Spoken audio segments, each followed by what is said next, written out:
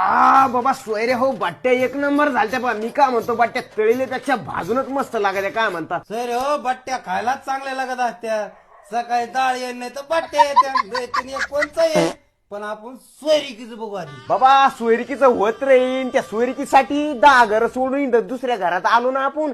पण मी काय म्हणतो तुमचं पोरग काऊन बोला ना एवढं शांत शांत काऊन येते. शांत बसलो म्हणजे तुमच्या माईचा भोसाडा तुमचा तुमचं येऊन जाऊन ते बट्ट्यान डाळच ते ना.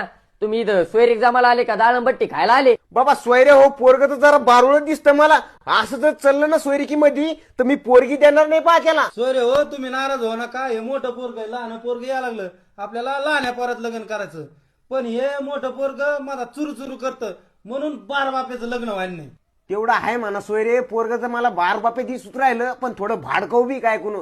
पण मी काय म्हणतो लहान पोरग बी असंच काय. लहान पोरग तसं नाही. आमचं लहान पोरग कोयनूर हिरा आहे कोयनूर हिरा.